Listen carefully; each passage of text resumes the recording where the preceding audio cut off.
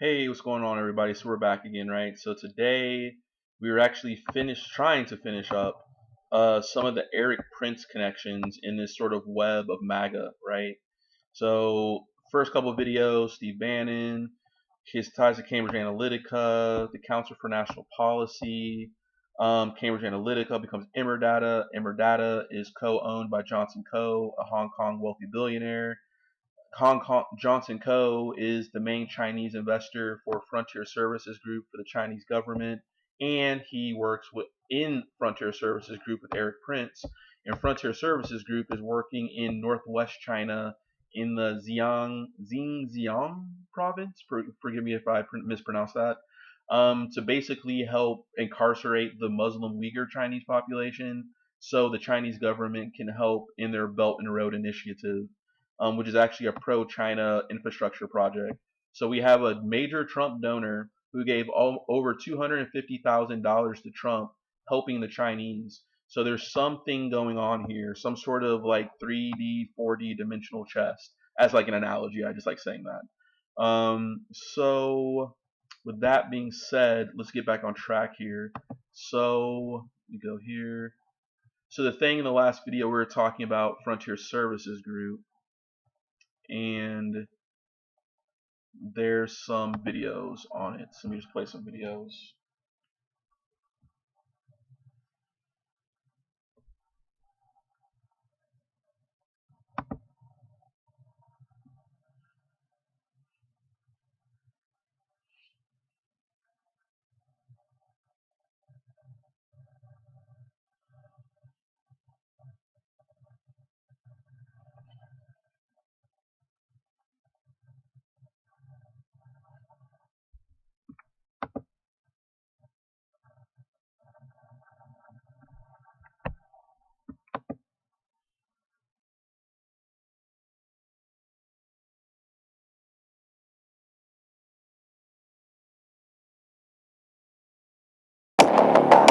Special Operations, Covert Ops, Espionage, The Team House, with your hosts, Jack Murphy and David Park.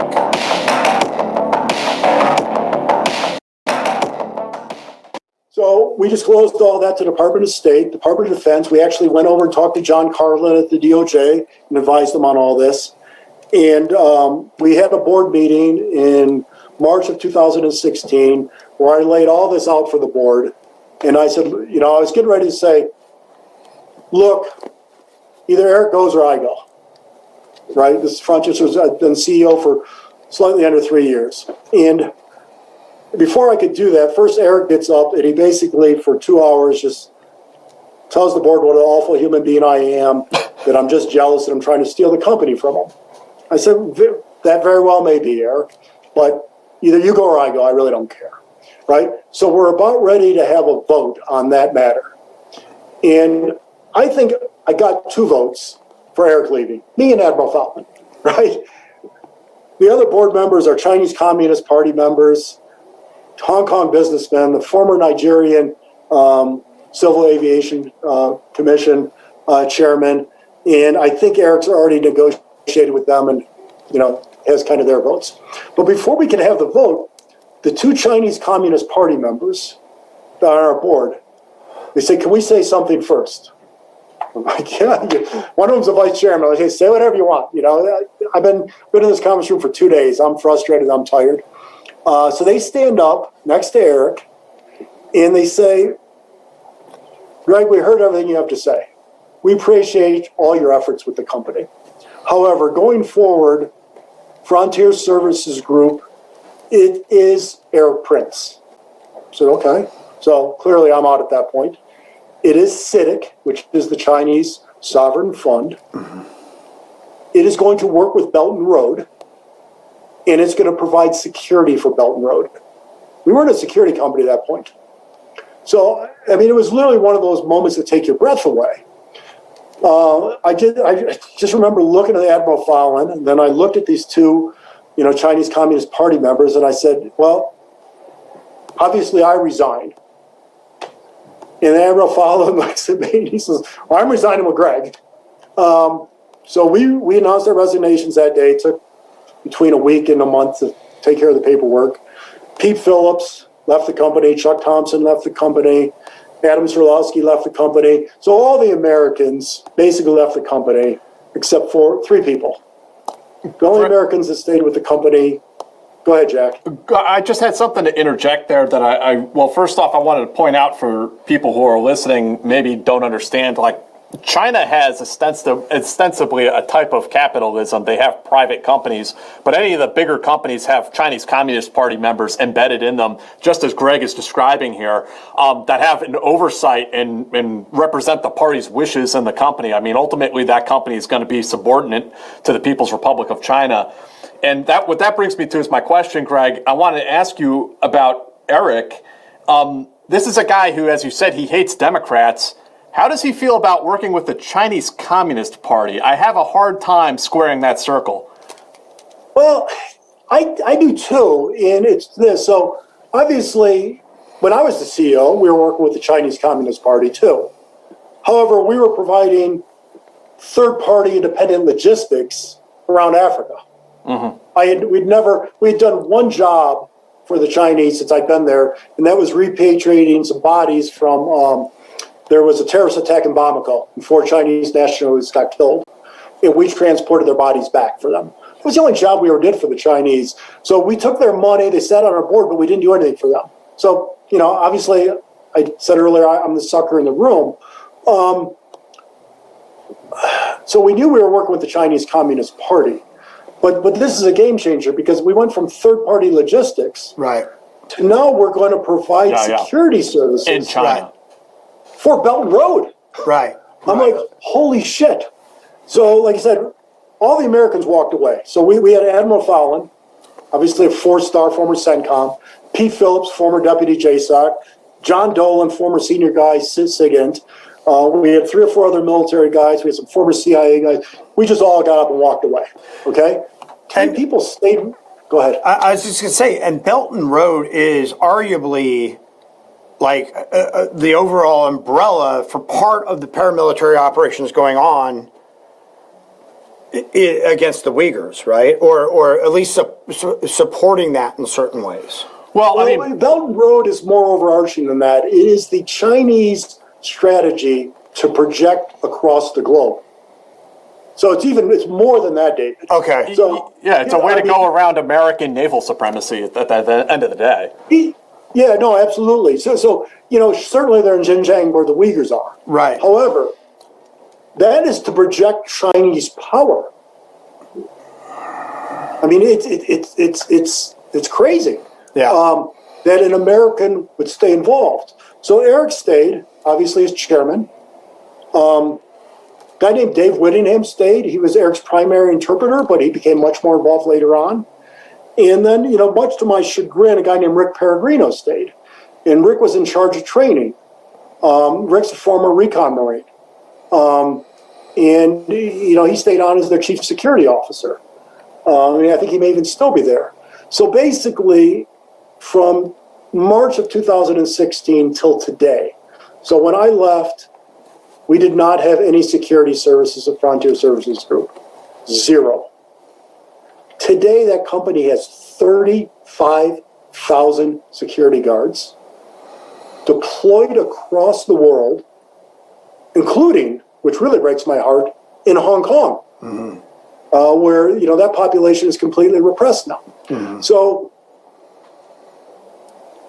Frontier Services Group, where Erik was the chairman, set up that Blackwater 2 that I talked about earlier, that I said we can't do.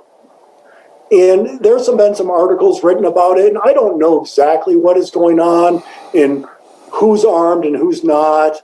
And I don't want to try to split the hairs between police services and defense services. So I don't know if it's illegal or not legal for Erik to be doing that. That's for someone else to decide. What I do know is that no American should have been doing that. That's what I do know. You said earlier, Greg, that you felt, from your point of view, that some of the guys who were forced out of the company, out of the UAE, and then when you were forced out, that Prince was trying to use you guys as a cover for other things he was trying to do behind the scenes. Well, absolutely. So, if you really think of, so I'm with Erik right before this.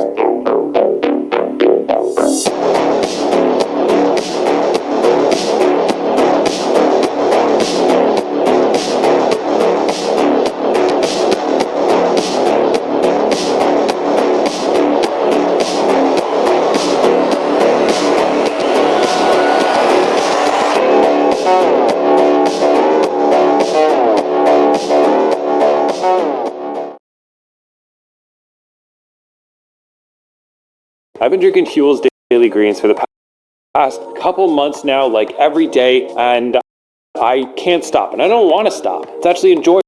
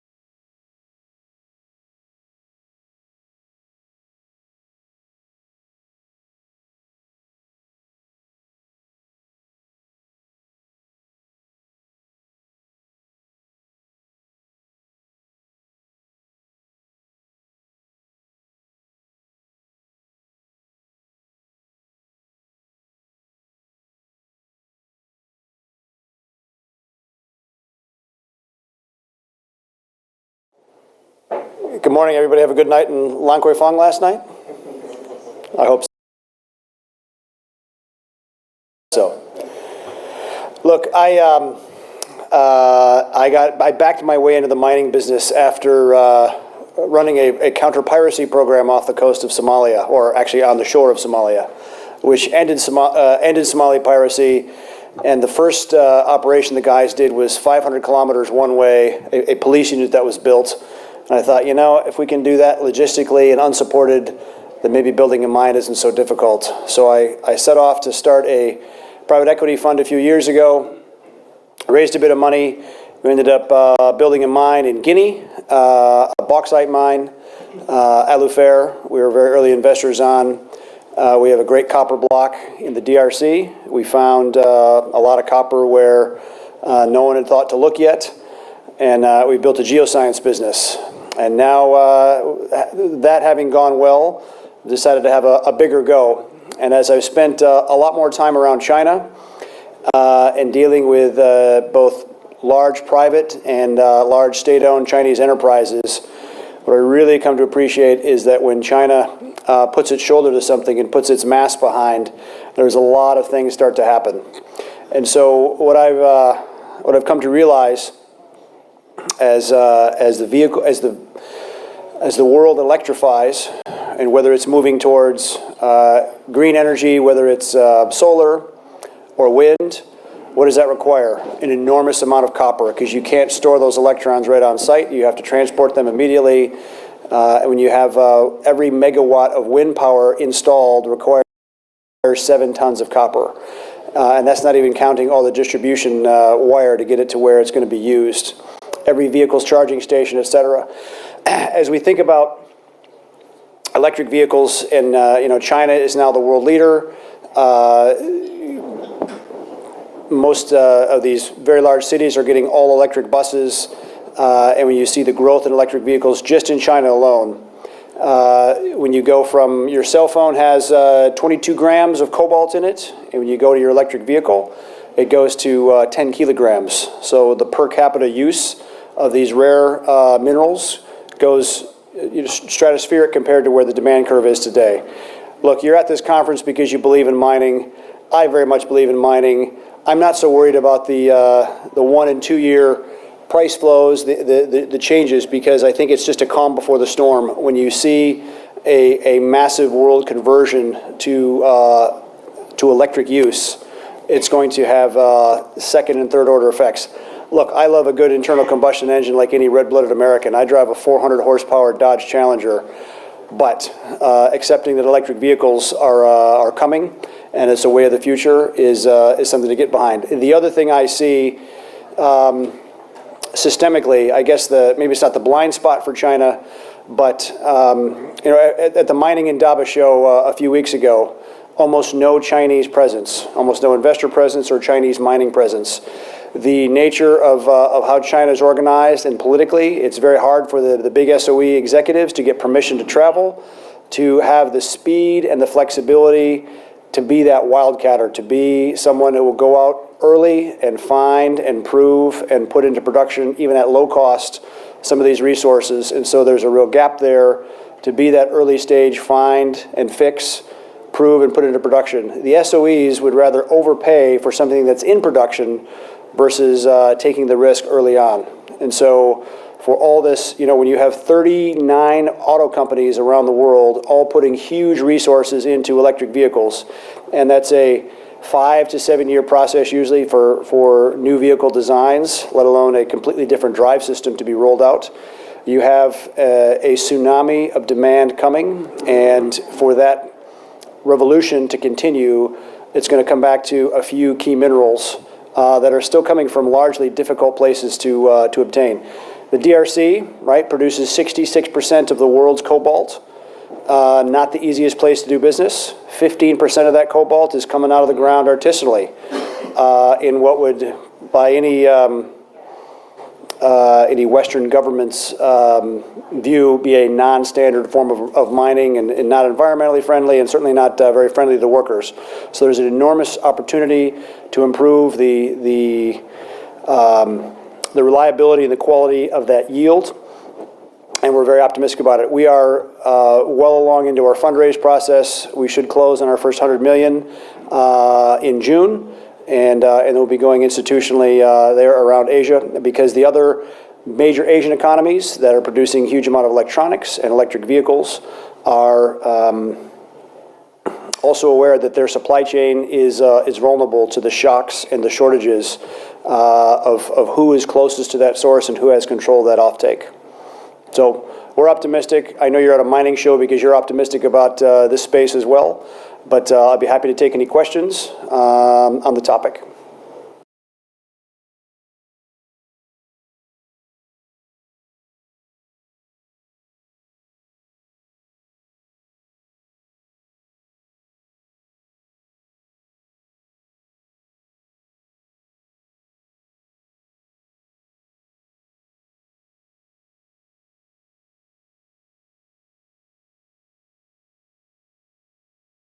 This is Democracy Now! I'm Amy Goodman. Erik Prince, the founder of the mercenary firm Blackwater, brother of Education Secretary Betsy DeVos, helped recruit former spies to infiltrate and gather intelligence about a Democratic congressional campaign and the American Federation of Teachers. That's according to an explosive new New York Times report that exposes previously unreported details about the ties between Prince and Project Veritas, a right-wing group that often sets up sting operations targeting, everyone from Planned Parenthood to journalists by recording covert videos. According to the New York Times, one former spy recruited by Erik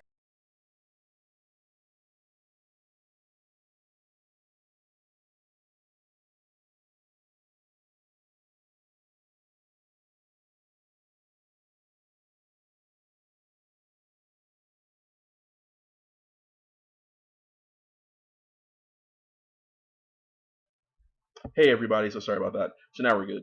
So yes, I had to pause that for a little bit because I think the video about Project Veritas by Democracy Now! Was playing. So I want to talk about that later, but I just want to finish up the Frontier Services group.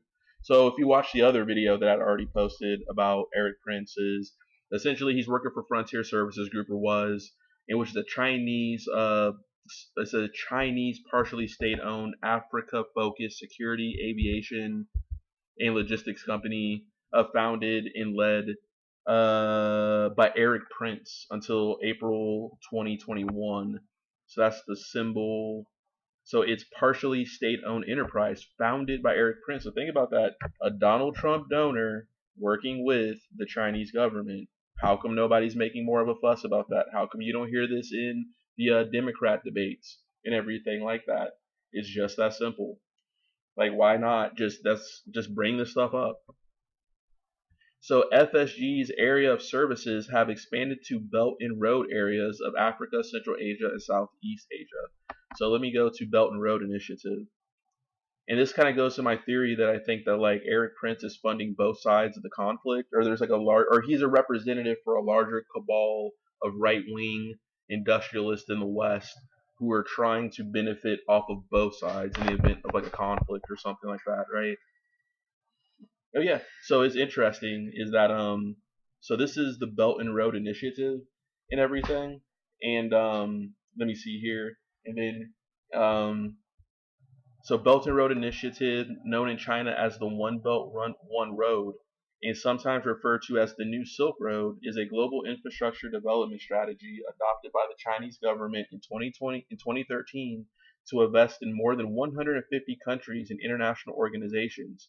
The BRI is composed of 6 urban development land corridors linked by road, rail, energy, and digital infrastructure, and the Maritime Silk Road linked by development of ports. So the founder is the People's Republic of China.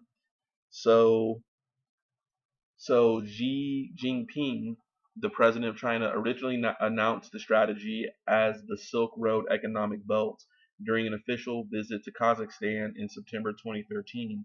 Belt refers to the proposed overland routes for road and rail transportation through landlocked Central Asia along the famed historic trade routes of Western regions. Road is short for the 21st century Maritime Silk Road, which refers to the Indo-Pacific sea routes through Southeast Asia to South Asia, the Middle East, and Africa. It is considered a centerpiece of the Chinese Communist Party, General Secretary Xi Jinping's foreign policy.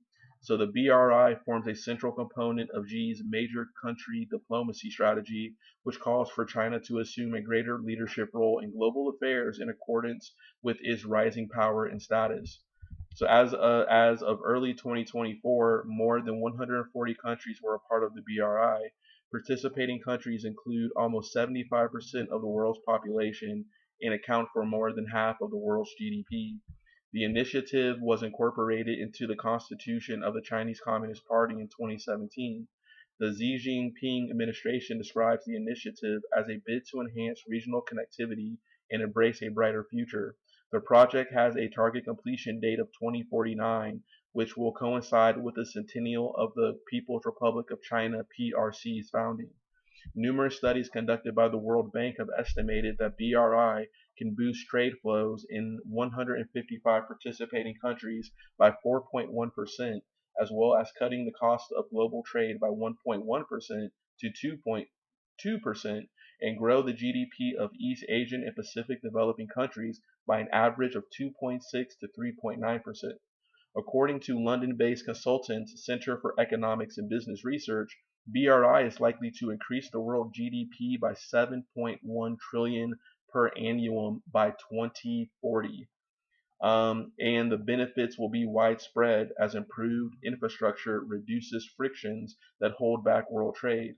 The CEBR also concludes that the project will be likely to attract further countries to join in the global infrastructure initiative's progresses and gain momentum. Supporters praise the BRI of its potential to boost the global GDP, particularly in developing countries. However, there has also been criticism over human rights violations and environmental impact, as well as concerns of debt trap diplomacy, resulting in neo-colonialism and economic imperialism. These differing perspectives are subject to active debate.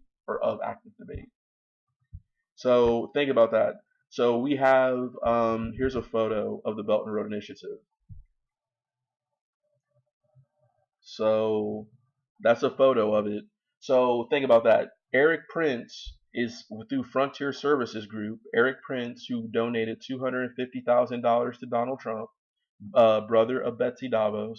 You're telling me that he's helping a Chinese company with the Chinese government as an investor help China with this Belt and Road project on security contracts, which just makes me think that maybe there's something like double-sided kind of going on here. Like you have Steve Bannon and cronies wanting war with China over things like Taiwan and everything, but then you have another Trump insider helping China in their Belt and Road initiative, as if like they're funding both sides of the conflict. And when you think about it, if China, even though they're not really communists, because to be communist in the Marxist sense, you have to want a world that's classless, cashless, and stateless. That's the inevitable utopian goal of like a true Marxist communist state. China's not that. They're nationalistic, more in the vein of a Stalinist Leninist model. And even people who go to China say that it's not really communist because there's no healthcare or whatever. It's really just a totalitarian corporate state ran by a communist party that reformed after Mao Zedong died. And there just seems to be something going on where, if you think about it, if China were to go, let's just say, fully democratic, full like the United States tomorrow, right? Let's just say that China becomes a liberal democracy.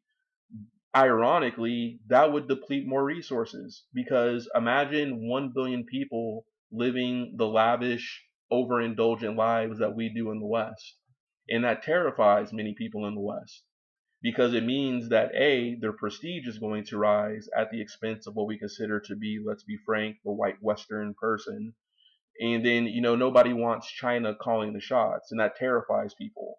So it seems like some sort of weird conflict is being manufactured here, but you also have internal forces in China, such as what I talked about in relation to Guo Wengui, the scam artist who is an associate of Steve Bannon, who has been proven to have links to the Chinese security apparatus. So there seems to be some sort of internal struggle in the CCP of the commissars, basically the Communist Party officials who run the businesses. They've gotten a taste for the liberal bourgeoisie decadent lifestyle, right? They're the ones living in San Francisco and Vancouver and buying up real estate. They want to keep that, right? But the Chinese Communist Party is saying that that's violating the principles of the People's Revolution that we stand for, right? So it seems that there's a lot of backhanded deals between this kind of Commissar, Jack Ma, CEO types with people from the West, like the Erik Princes of the world, going up against the hardliners in the Chinese Communist Party. Um, but just think about that. Erik Prince is helping China do this, and I've been talking about this since 2016. And it's just interesting. And I even wrote on my blog how in the books by Orson Scott Card, as crazy as it sounds, the Ender's Game universe, right?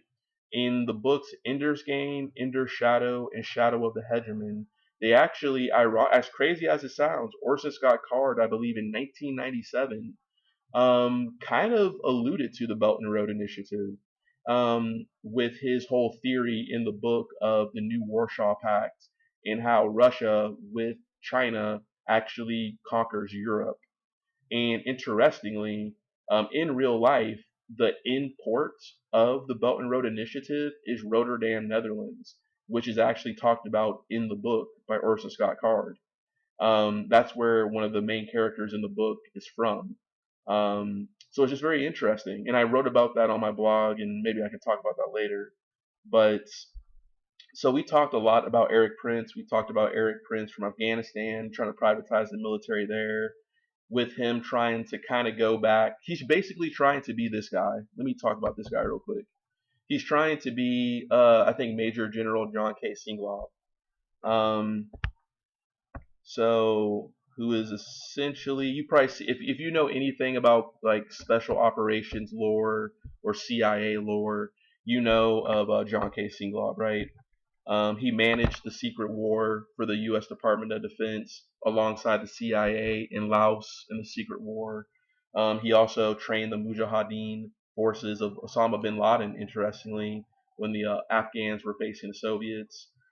He was a part of the Jedburgh um, parachute squadrons of World War II who parachuted behind enemy lines before the D-Day invasion to help do subversion and kind of terrorism and cut Nazi communication lines.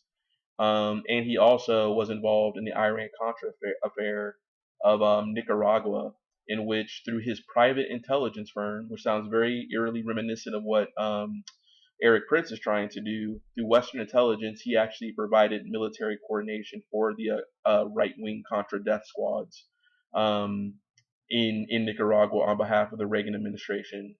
So he is a big player in covert kind of black ops type stuff. And like, it's straight out of like a Shane Black Lethal Weapon sort of character. But John K. Singlaub wants to be this guy with a little bit sprinkling of Oliver North. So and you can kind of look him up yourself. I've talked about him probably quite a bit. Close out of that. So we talked about Erik Prince, Afghanistan. We talked about Seychelles. We talked about Libya with Haftar and the ties to Egyptian President El-Sisi. We talked about Frontier Services Group with that really good Washington Post article. It's wild. So now I want to talk about Project Veritas, right? So let's close this. Make sure we're looking good on volume. All right, so we're good there. So where to begin? Close out of this. We're good there.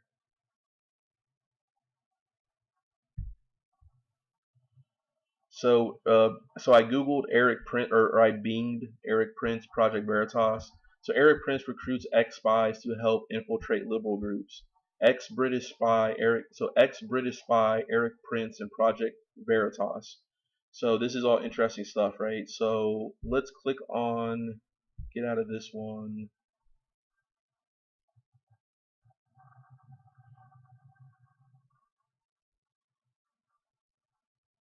Get out of this one. We're done with the Belt and Road stuff. I can talk about that ad nauseum. Get out of this one.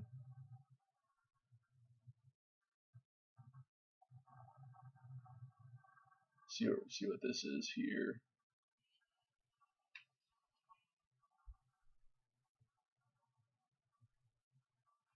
We could probably get out of this one here.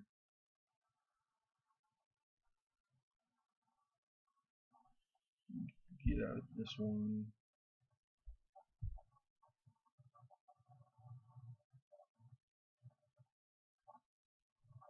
I'm just going to exit out of that one here. And then I'm going to play this video by Democracy Now!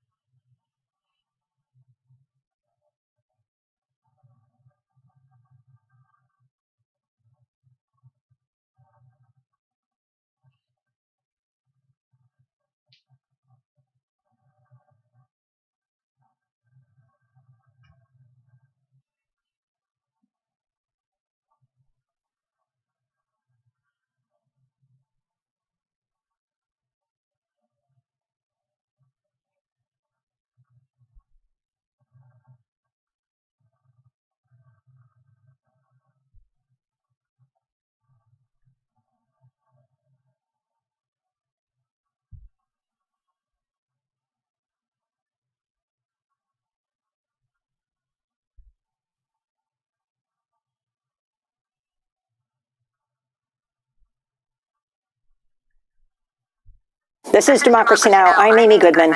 Erik Prince, the founder of the mercenary firm Blackwater, brother of Education Secretary Betsy DeVos, helped recruit former spies to infiltrate and gather intelligence about a Democratic congressional campaign and the American Federation of Teachers. That's according to an explosive new New York Times report that exposes previously unreported details about the ties between Prince and Project Veritas, a right-wing group that often sets up sting operations targeting, everyone from Planned Parenthood to journalists by recording covert videos. According to the New York Times, one former spy recruited by Erik Prince help run a Project Veritas operation to secretly tape leaders of the Michigan office of the American Federation of Teachers in 2017. The spy, named Richard Seddon, directed an undercover operative to gather and make public information that could damage the union. In response to the New York Times report, Derek Martin, director of the consumer watchdog Allied Progress, said, quote, "There's not a lot of dots to connect here. Secretary DeVos's brother was directly involved in a spying scheme in her home state against a teachers union she's been hostile with for years. If this doesn't clear the bar for an immediate congressional investigation, nothing does," he said.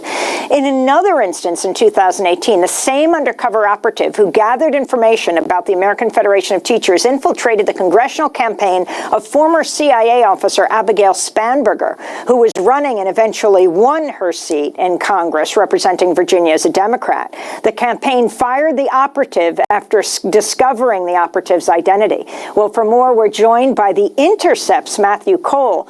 He's the investigative journalist who first broke the story of Erik Prince's ties to the Trump administration last year in his story headlined "The Complete Mercenary: How Erik Prince Used the Rise of Trump to Make an Improbable Comeback." His latest piece, the FBI is investigating Erik Prince for trying to weaponize crop dusters, has recently been published. It's great to have you with us.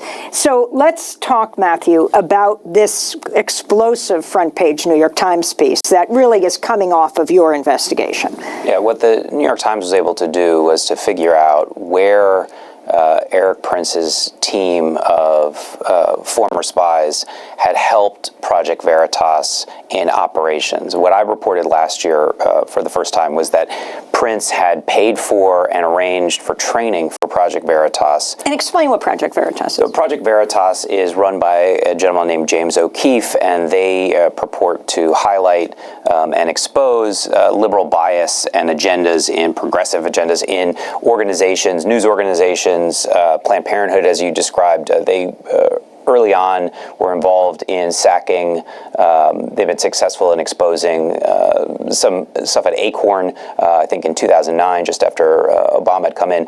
They often find people who are at the bottom of organizations, and I say by the bottom, not the leaders, but people who are working on sort of ground level, saying things that they probably shouldn't say on camera, but often reflect an individual's viewpoint rather than an entire organization's. They then cut that video and blast it out and make a media spectacle out of it. And in some cases, some of the things that they have done have been legitimate. Most of what they've done has been ham-handed or illegitimate, but without fail, they focus only on liberal and progressive organizations, whether it's Democratic campaigns, now we know teachers union, and news organizations. They are not interested in looking at anything on the right side of the political spectrum. So go back to what Erik Prince did in recruiting these spies. So Prince has for years helped fund them. He was, you have to understand that Project Veritas got its funding. They're a nonprofit from conservative organizations, the Mercer family, the Erik Prince family, Betsy DeVos, who's Erik Prince's brother. They had been funding them. Coming into the Erik Prince's sister. Erik Prince's sister. Coming into the 2016 election, Erik Prince decided that what Project Veritas needed was better training, and the training that they needed specifically was to get from former spies. So in 2016, he hires a former spy, American spy, to do the training. I reported that. That training failed. The former spy quit because he thought that they weren't serious people. It wasn't going to stop Erik Prince. After Trump wins the election, he was with him election night. He was with them election night, he and his wife. After the election and the inauguration, Erik Prince arranges for a former MI6 officer named Richard Seddon, British intelligence, to train Project Veritas at the Prince family ranch in Wyoming. And what he gives them is a series of weapons training, secret video camera, undercover video camera work, elicitation. He's teaching them to be spies. And at the time, O'Keefe and one of the other Project Veritas members tweeted out and put on Instagram what they were doing. They described it as from a classified location and special training, and described their organization not as journalists, which publicly and today James O'Keefe will say and defend himself. They were describing themselves as the next great intelligence agency, and that's a key thing. What I reported reported last year was that after Erik Prince trained them, Erik Prince sought to use Project Veritas for his own operations and a business opportunity abroad as undercover spies. And it's important to understand that when you start to mix spying with domestic political operations, you're looking at a Nixonian era system of domestic black bag jobs. And that is where we see Erik Prince now, is moving in that direction. And that is what is actually really frightening here. So talk about these two examples that the Times exposes, the Michigan chapter of the American Federation of Teachers, and then Abigail Spanberger's campaign in Virginia. Veritas had long been trying to seed their people inside of Democratic members of Congress and the Senate. And there were efforts on the House and in Congress with a picture of people, literally a photo sheet, a Facebook, that identified Veritas undercover members so that they could be caught. And what they got was better at what they were doing, although in this case they were caught. There were suspicions when I was reporting my story last year that Veritas had been involved in the Teachers Federation in Michigan. There was an obvious connection there between Betsy DeVos and her antagonism and antipathy towards the Teachers Federation, and in Michigan, where Erik and Betsy, they grew up in Western Michigan, Holland, Michigan specifically. And where there's a primary tomorrow. There's a primary tomorrow. And what Veritas did was they used the British spies to help run the operation. So they run, the people who were undercover were not former spies. They were not former foreign intelligence officers. What they had were the professionals running the operation from the outside, directing them. They had given them training. Now they were going to direct them, and that's what the Times was able to find was how Prince had used these spies to help run and sort of elevate and improve the Veritas ability to get inside organizations and pull documents out. And how did it affect the Michigan Federation of Teachers and also Abigail Spanberger? Interestingly, she is a former CIA official. She has worked for the CIA, and she was able to find the spy within her organization and fired her. Yeah, like I said, Congress had, the Democrats in Congress have a list that they share because they all know that they are being targeted by Project Veritas. And in this case, they were able to catch the person who had come in as an intern to work in the office. In Michigan, the expose that Project Veritas did, and a video that they put out resulted in a lawsuit. The Teachers Federation there has been suing Project Veritas for a variety of crimes under the notion that this had been a spying operation, not some disgruntled whistleblower. And that's often what Veritas presents itself as, an organization that gets whistleblowers from the inside. In fact, what they're often doing is seeding people in under false pretenses and then exfiltrating data and information. They also succeeded in getting a ABC reporter suspended. David Wright, you used to work for ABC. I used to work for ABC. And again, I think the ABC case is actually a fantastic example of what they do. They got a reporter to give his personal opinions, who makes a statement and qualifies what he's about to say as not in his professional capacity, but in his personal capacity, and then blast it out as liberal bias in media. And talking about Medicare for all. Yeah, I mean, it was absurd.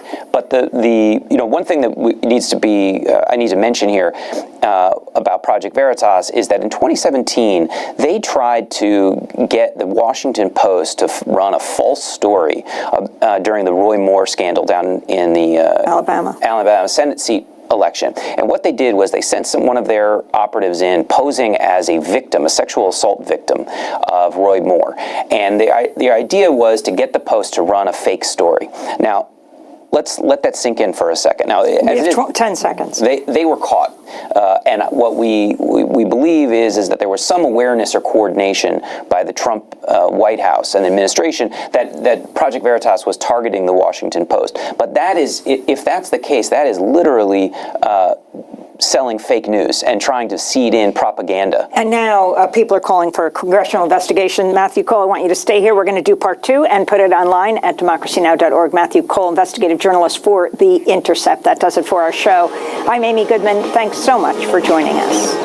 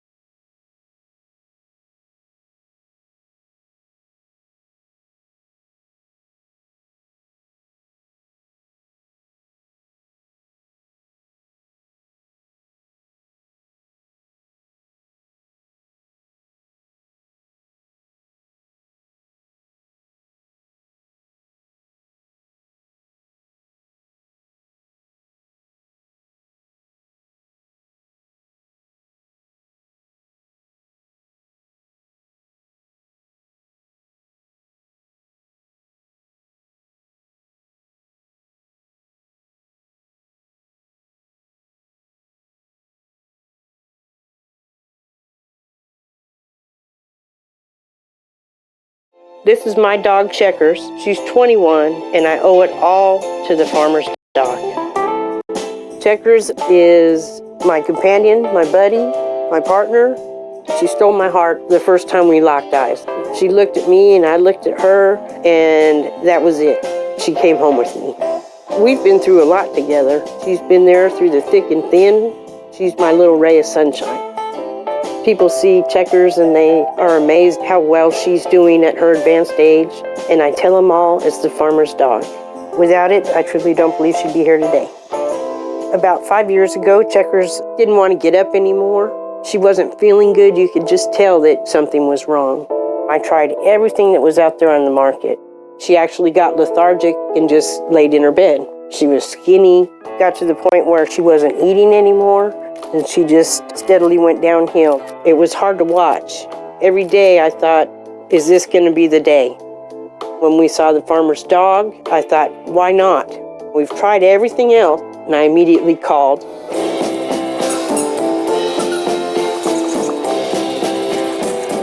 After about a week of being on the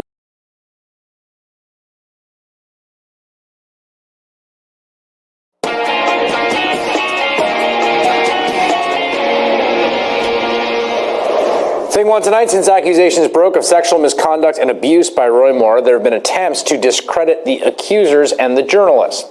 The original Washington Post report was a result of extensive fact-checking, interviews with 30 sources, and 4 on-the-record accusers. And those reporting standards are part of what makes a story credible. Methods designed to verify facts and prevent false stories from being printed. Case in point, a woman approached the Post with dramatic and false tale about Roy Moore. She appears to be part of an undercover sting operation. While fact-checking the woman's story, the Post found several inaccuracies, so they interviewed her again and told her it was being recorded. I still do mortgage work. Well, it's a little bit of an issue there, and I just want to ask you to explain it, because when we called the company that you said that you worked for, they said they didn't have, that you didn't work there. Did you talk to the corporate office? Beth made the phone call, and I know that she said that they didn't have an employee by your name there. Yeah. That was one of several inaccuracies and big red flags, including a GoFundMe page bearing the woman's name claiming, "I've accepted a job to work in the conservative media movement to combat the lies and deceit of the liberal MSM." It now appears this is part of a James O'Keefe scam. And that's thing 2 in 60 seconds. Remember James O'Keefe, founder of Project Veritas, which attempts to discredit liberal groups and news publications by using selectively edited covert video recordings. Videos are normally posted on Breitbart. He's received funding from none other than the Trump Organization. And back in 2010, O'Keefe was convicted of a misdemeanor for a scheme that involved entering a Democratic senator's office while posing as a telephone repairman and wearing hidden cameras.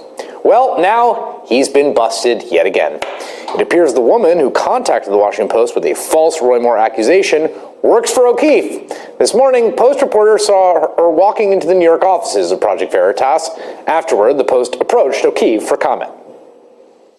Does Jamie Phillips work for Project Veritas? Did you guys send her to speak to pose as a victim of Roy Moore to the Washington Post? I'm 15 minutes late to this meeting, so okay. I gotta run. But we will get in touch with you, okay? Jamie Phillips, does she work for the Washington Post? Does she work for Project Veritas? It's not here? No. I'm not getting this one. James, this one.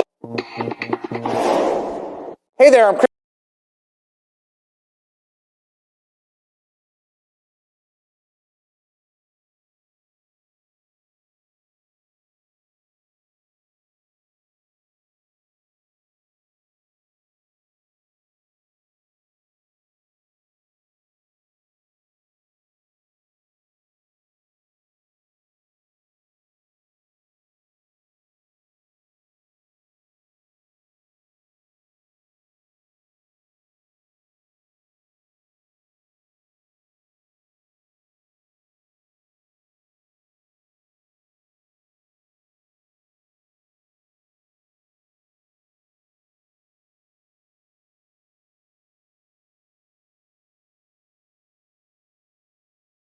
If you're a man who makes at least 150 grand a year and you're still embarrassed to take your shirt off at the pool, I will get you.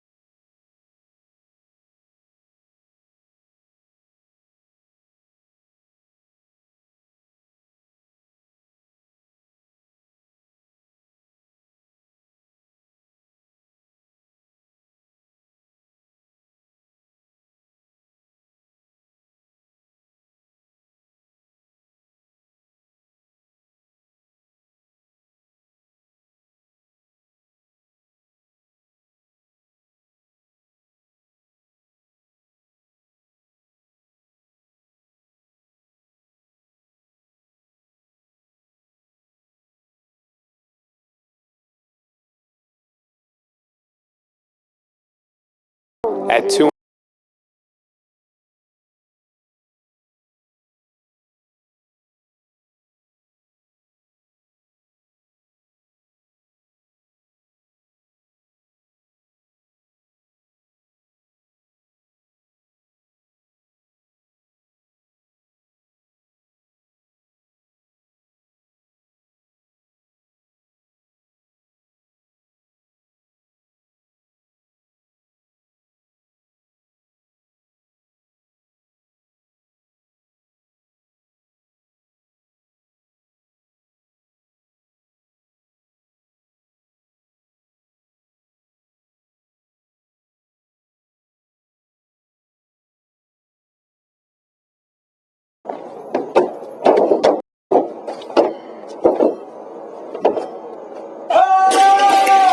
I just can't believe that my face is on TV. I'm back. Remaining by my side are a small, tight-knit group of the most elite journalists in the world. Listen to my basics, open your mouth and taste it. Don't be afraid to face it.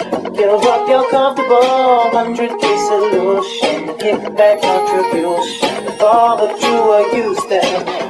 What you come to know. We need a bit of action. That will give this attraction. As a matter of faction. What you bring, we kick it down. It gives us satisfaction when you take civil action. We'll go out and attack them, investigate and hit the ground. I am sorry for having subjected you to the most painful 2 minutes of your life. The minute he started saying, I thought, is he serious? That's the worst thing I've ever heard in my life. But that's a literal question. JR, I gotta ask you.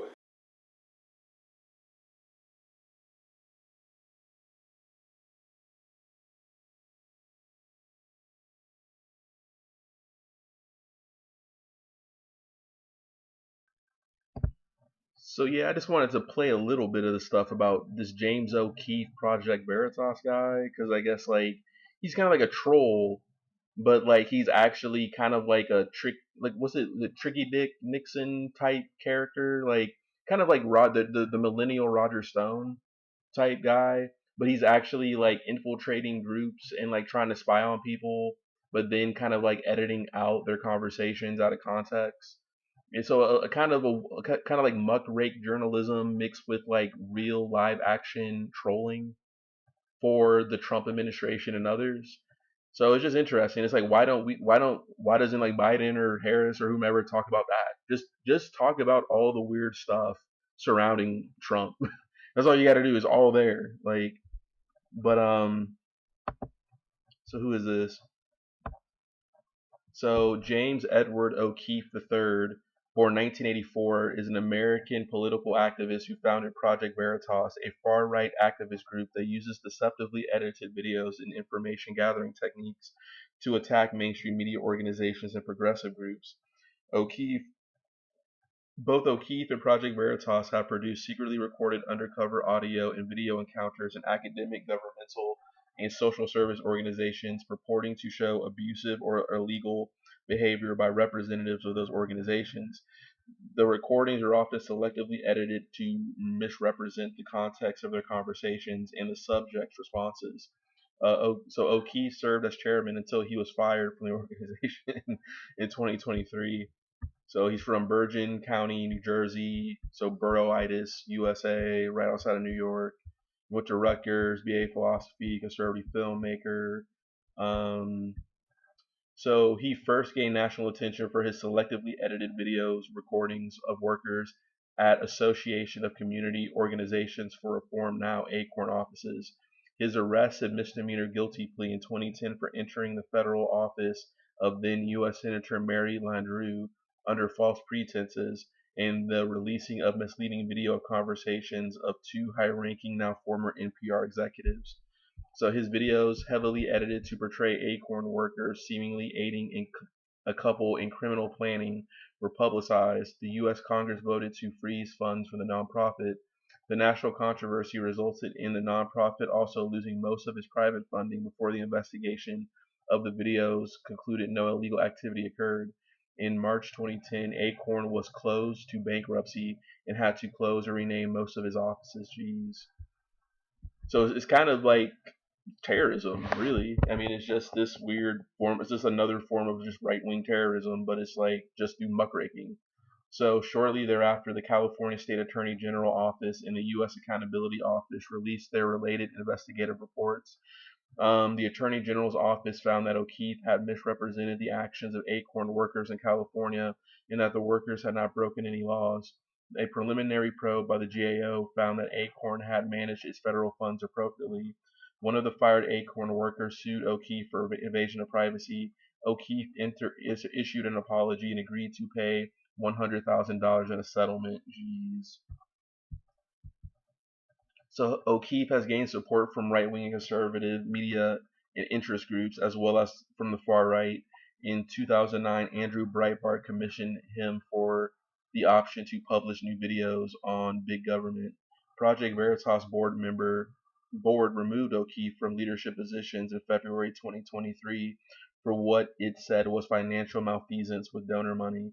On March 15, 2023, O'Keefe launched a new organization called O'Keefe Media Group. Project Veritas subsequently sued O'Keefe and two others, alleging they had created the competing O'Keefe Media Group while still employees, approaching PV's donors, and using company funds for the purpose. O'Keefe was also alleged to have improperly spent company funds on himself.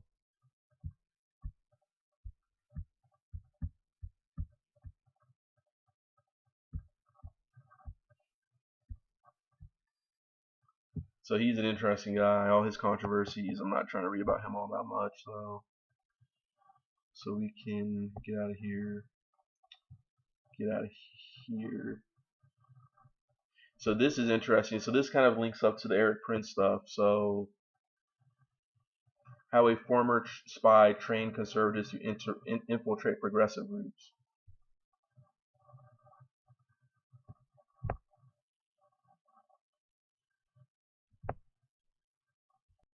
This is Fresh Air. I'm Dave Davies in for Terry Gross, who's off this week. Over the past year and a half, the New York Times has reported on an effort by conservatives to train operatives in undercover spy techniques to infiltrate progressive groups, political campaigns, unions, and the offices of Democratic and moderate Republican elected officials. Last week, our guest, reporter Adam Goldman, co-authored a story about a couple who ingratiated themselves with Democrats in Wyoming, often making substantial political contributions to ensure their access to valuable information. They'd been recruited and trained in an operation led by a former British spy and security contractor Erik Prince, an avid supporter of Donald Trump. This espionage operation was aimed at perceived enemies of Trump and included a planned sting operation against former National Security Advisor H.R. McMaster. Adam Goldman reports on the FBI and national security for The Times and was part of a team that won a Pulitzer Prize in 2018 for national reporting on Russia's meddling in the presidential election. Previously, he covered national security for The Washington Post and worked on the investigative team at the Associated Press, where he and his colleagues revealed the New York Police Department's Muslim spying programs. Their reporting on the department won the 2012 Pulitzer Prize for investigative reporting. Adam Goldman, welcome back to Fresh Air. You know, in this recent story that you wrote with Mark Mazzetti of The Times, you introduce us to a couple. Their names are Bo Mayer and Sophia LaRocca, and they're in Las Vegas for a Democratic primary debate. Tell us about them. Why are they there? They went there after making sizable donations to the DNC, the Democratic National Committee, $10,000 each at the request of a Colorado businessman who was he's a fundraiser for the Democrats, and basically said, if you make this donation, you can come and hang out in Las Vegas. And of course, that was an entree into a larger circle of prominent Democrats. Right. Now, these couple weren't really the committed Democrats they presented themselves as, right? No, they were in fact undercover spies who had been building a cover as eager Democrats, when in fact they were anything but that. And Las Vegas was you could almost say was the pinnacle, the apex of their operation. They'd gotten formal training in this?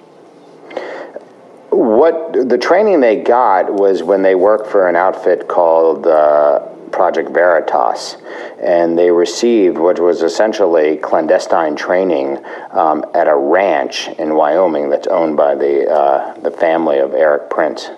Right, Erik Prince, the security contractor, who we'll talk more about. So flesh out the picture a bit. This couple, Bo and Sophia, they spent real time and effort trying to ingratiate themselves with Democrats and progressives. What kind of inroads did they make?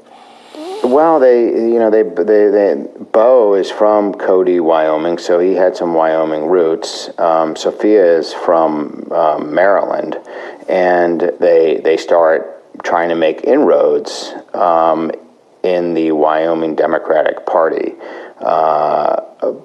Bo picks up, starts working this marijuana legalization angle to try to make contacts with people, elected officials who are in fact pushing this bill to legalize marijuana.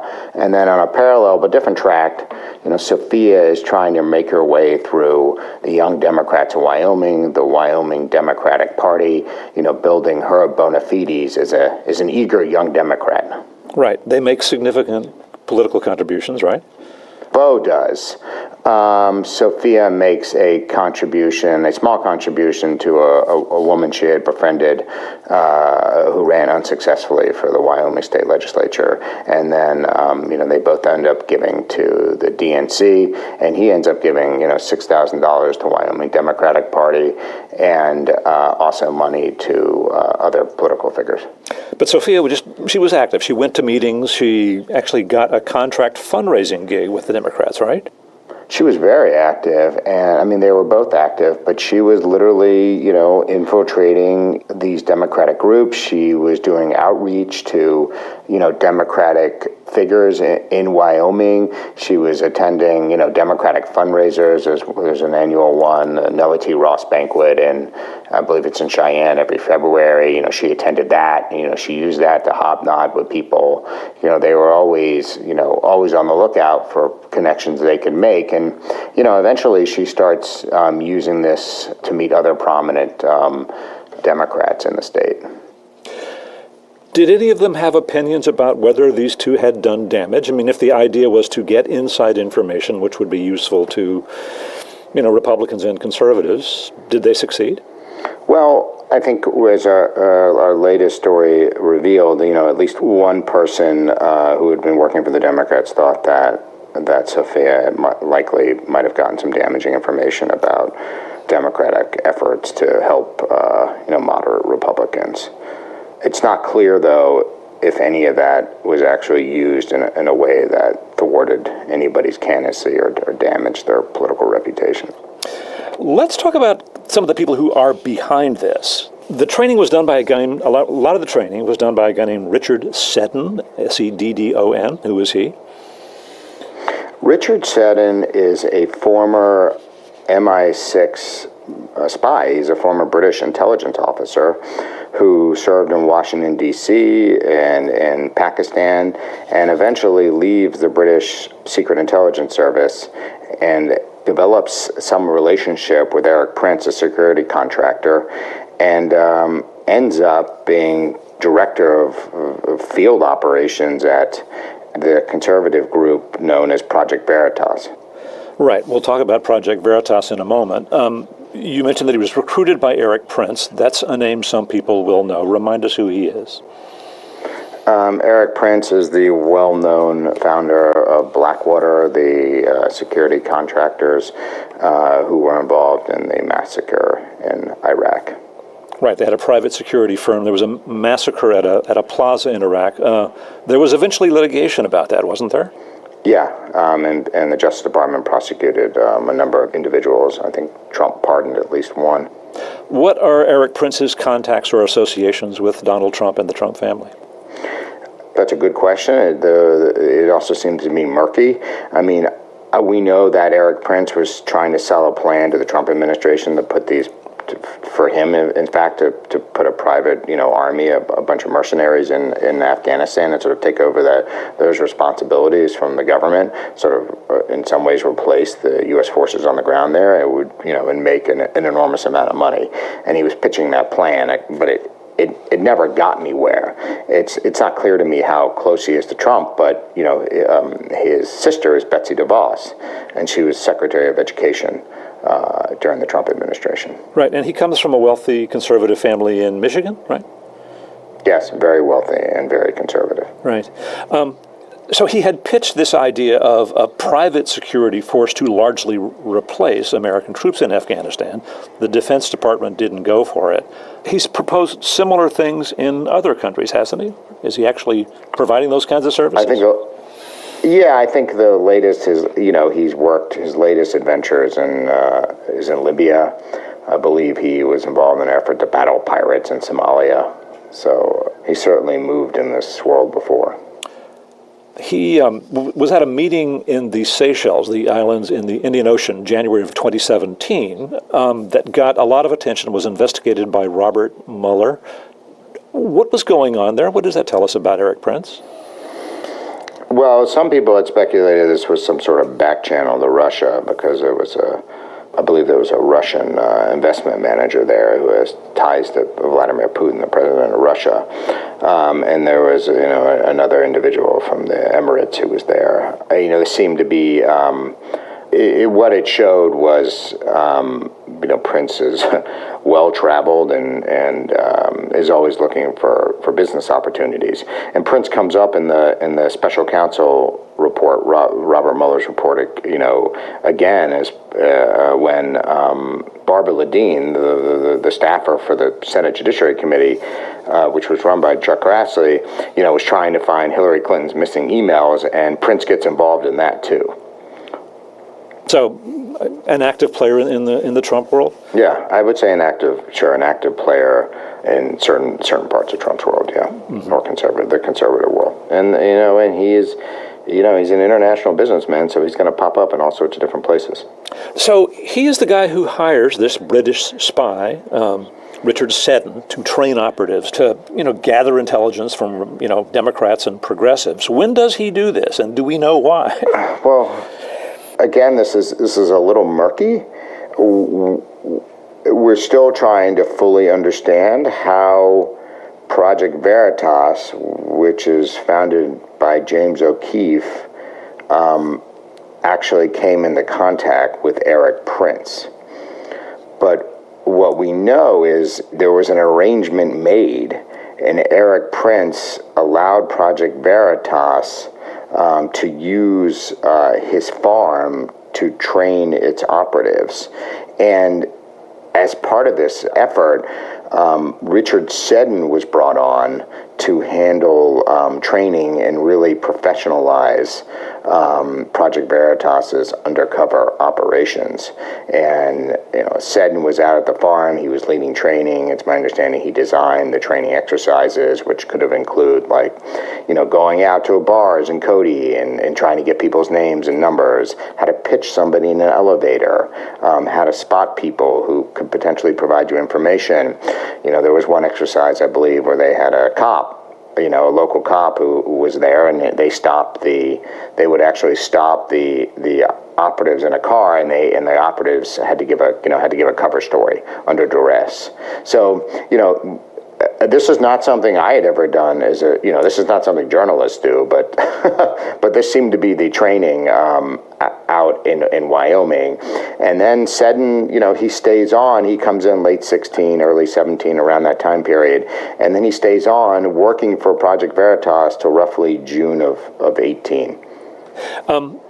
When Richard Seddon and Erik Prince got connected with Veritas and cooperated on some of these operations, what was the effect on Veritas? Did it expand the number of people that they had working to expand their operations? Yeah, I think they nearly tripled the number of people they hired, and Seddon then reached out to a family, an old friend who had worked at the FBI, and his son. He brought his son, who was a former Army officer, on board to help. He recruited a British commando to help, this guy Gaz Thomas, who I guess knew Seddon through his days at MI6. And so these people were brought on to help manage these many operations. Right. Richard Seddon, in 2018, I guess, decided to stop working with Project Veritas. Do we know why? Yeah, well, it's our understanding there was a disagreement in how Project Veritas should be run. We talked to many people who worked there, and they described Seddon as wanting to do more long-term operations, right? Not quick hit videos or shorter-term operations, which I think people say Mr. O'Keefe wanted to do. I think part of Mr. O'Keefe's motto, I think it's important for him to have regular and consistent content, right? Not one expose every year. I'm not saying this is the case with Mr. O'Keefe, but it's sort of hard to fundraise that way. Mm-hmm. If you're only doing one thing a year, or if it's there are long periods of silence between each expose. Now, you mentioned Project Veritas. There's a long backstory there. People have probably heard of this organization. Remind us who they are and what they've done. Project Veritas is founded by James O'Keefe. It's a conservative group, and they conduct undercover operations, for instance, to expose bias or what they would describe as, wrongdoing, primarily in liberal circles. They targeted the teachers' unions. They went after a Democratic staffer in Washington. There's a wide range of targets, and many of them have been exposed. And the purpose for they themselves will launch this undercover operation, and then secretly record you audio, video, and then make a video out of it and, expose what they described as this wrongdoing. They targeted Acorn, they targeted NPR, there was a meeting at lunch which led to a resignation, I believe. They've targeted our editor, Dean Baquet, they've targeted CNN, they targeted the Washington Post, but then they got reverse stung by the Post, which was quite a moment. Right, they had someone came to the Post, this was when there was the special Senate election in Alabama, right? And involving Raul Moore, exactly. And they targeted a reporter, Washington Post, a very good Washington Post reporter named Stephanie McGrumman, who they picked up on it very, very, very quickly. Right. And figured out that this woman was not who she said she was. Right. The woman was claiming she had been impregnated by the Senate candidate, thinking that the Washington Post would be so excited to get dirt about a conservative that they would publish a bogus story, and it all kind of went south when the Post exposed it. Overall, how do conservatives regard Project Veritas? It's not clear to me. O'Keefe has clearly raised a lot of money. Millions of dollars. There was a billionaire in, I don't know if he was a billionaire, but he was extremely wealthy conservative in Wyoming named Foster Friess, who had actually run for governor at 18. He passed away recently, and Mr. O'Keefe disclosed that Foster Friess had actually given Project Veritas money, and we've talked to people who have given to them, including people who gave smaller donations, right, 500, 1,000. Do we know of connections between Project Veritas and James O'Keefe and Trump, Donald Trump, or the Trump family? I believe that O'Keefe has interacted with Trump, and we've written about that. I also think recently, too, O'Keefe did a photo op or made a video with Donald Trump. So there has been, the two have interacted. I think even before Trump was president, O'Keefe writes about it in his book. I don't know how close they are. Right, but Trump would from time to time cite Project Veritas videos in his, comments, public comments and speeches, right? Yeah, of course. This is, he no doubt sees them as a conservative ally like other conservative networks. The other thing that I wanted to just clarify to the extent I can is how much of a driving force Erik Prince was in this. He's, the private military contractor. Was he primarily the guy who got this thing moving? Well, I don't know if he was primarily the guy. It seems that it's our understanding that Prince introduced Seddon to Project Veritas. That was certainly a catalyst. It's not clear to us why Prince decided to help Project Veritas. Prince is a pretty savvy, he's a businessman, and it's not clear to us if he was making any money off of this. I'm not sure that just because he's a conservative, this is something he wanted to help. And I certainly don't think he thought he was going to get dragged into this. I know that, one of the first instances of his association with this, or maybe the first instance of his association, was in an Intercept article in which O'Keefe had posted a picture of himself firing a pistol with a silencer on Instagram. And I think the Intercept geolocated that photo and determined it was Erik Prince's ranch.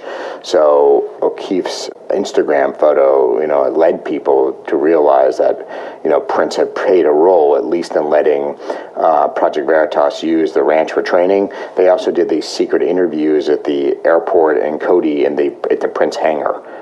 That's an airport in Cody, Wyoming. So they were interviewing people who wanted to become operatives. Is that what these interviews were about? Yes. Yes. Wow. And this photo of James O'Keefe, who's the founder of Project Veritas, firing a weapon with a silencer, apparently at Erik Prince's ranch. Were they being trained in firearms there? Do we know? It's not clear they're actually being trained in firearms training. People did shoot guns. What's interesting about that Instagram post, and you can see it yourself, it's still out there, they like to describe themselves as journalists, but O'Keefe brags on the Instagram photo that they're going to be the world's best intelligence agency. I believe that's what it says, not the world's best journalists. So, Erik Prince, the private security contractor who is an ally, an avid supporter of President Trump, connects with Project Veritas, who does these videos.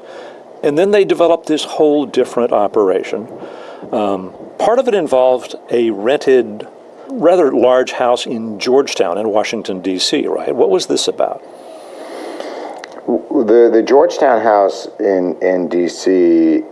was used as a base to, essentially launch these undercover operations in the summer of 18, I guess, into the fall and maybe later.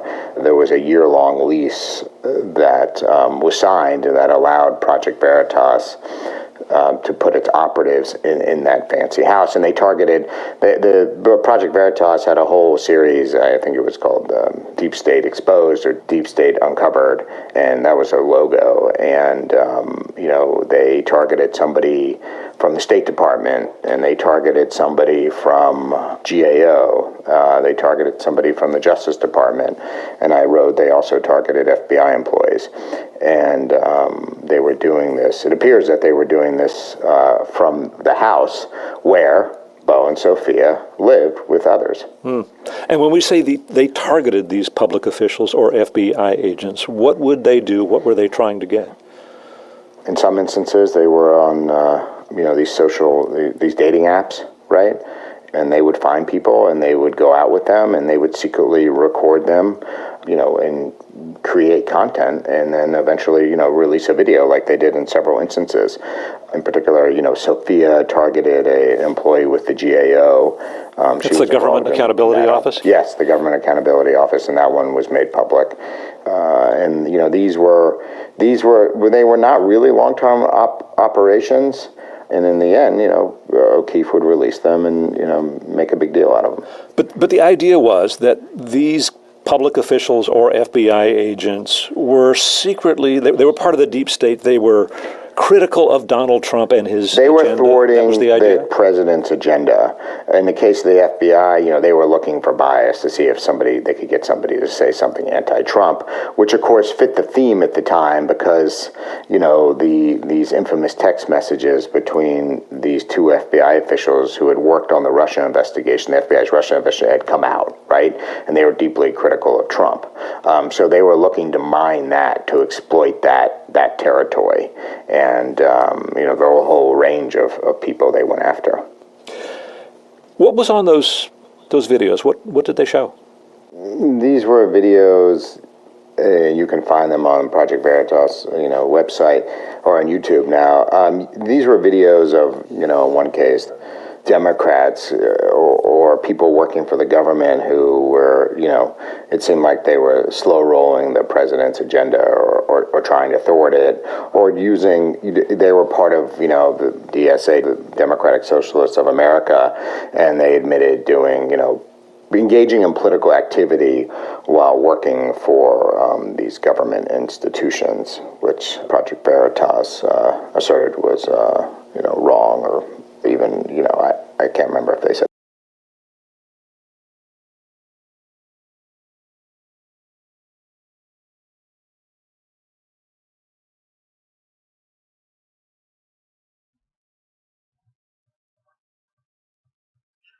All right, everybody. So I'm going to wrap this video up. So that was just finishing up some of the Erik Prince stuff and his connections to James O'Keefe and Project Veritas, a little troll spy organization. So, wow, that's 3 things on just Erik Prince alone. So I'm kind of exhausted talking about him.